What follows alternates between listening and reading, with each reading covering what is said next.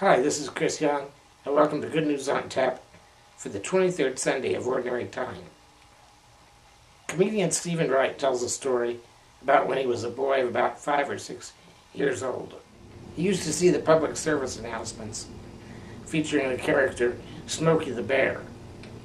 We don't see Smokey the Bear very often these days, so if you're not old enough to remember him, he was an animated character in public service announcements from the U.S. Forest Service. He would offer advice on safe camping, especially when it came to fire protection and campfires. At the end of the spot, he would point straight at the viewer in a deep voice and declare, "Remember, only you can prevent forest fires." The comedian says, "Hey, that's a lot of responsibility for a 6-year-old kid. Don't they have other people to take care of that kind of thing? I spent days just wandering around my neighborhood with a bucket of water, worried that if the world would go up in flames because only I could prevent forest fires." Well, depending on how you read some of this week's scripture readings, we're called to a task not unlike the task given to us by good old Smokey the Bear. In many ways, the scripture is telling us that the salvation of souls is our responsibility. It's as if Scripture is pointing to us and declaring, only you can prevent people from burning in hell forever. Okay, so that's an exaggeration. In the same way that Steve Wright thought he was solely responsible for every tree in the United States. But it's not that much of a stretch. We are called to help one another in our journey of salvation.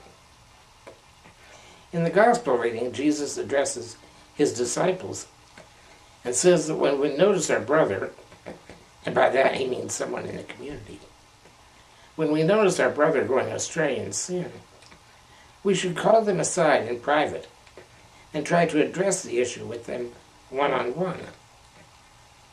Now, there have been times in my life when my closest and most trusted friends have called me aside and called me to task for things that I was doing wrong.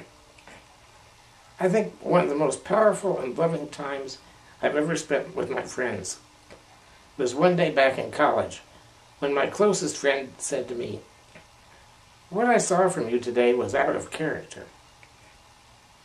Those particular words, "out of character," really struck me.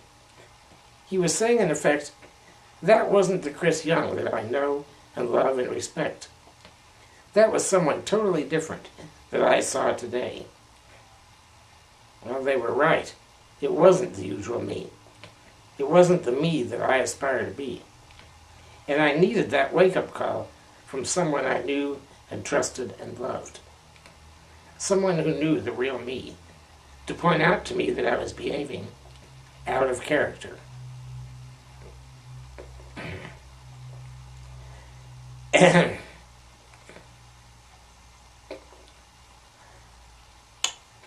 The Gospel goes on to say that if our little one-on-one intervention doesn't work, that we should take along a couple of friends and try again. And failing that, we should involve the entire community.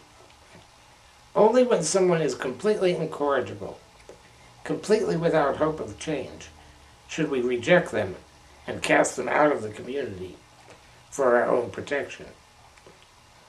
But it's our responsibility. It's our job to help one another stay on the right path. The Old Testament reading from Ezekiel warns us what happens if we fail to try at this task. If we don't even attempt to help those around us and to redeem them, God will hold us responsible, even more than those who sin themselves. Our apathy is a worse sin than the sinner who does wrong without realizing it. It seems like a daunting and difficult task to have this responsibility to care for one another. However, in Paul's letter to the Romans this week, he shows us that it really isn't that difficult at all. Paul says, "Owe nothing to anyone except to love one another. For the one who loves another has fulfilled the law." As long as we love someone, it's easy to fulfill those responsibilities, to help them to be the person that God has called them to be. It's our love that may very well be the key to drawing them back onto the right path. Love your neighbor as yourself. Love is the fulfillment of the law. And that's Good News on Tap for the 23rd Sunday of Ordinary Time.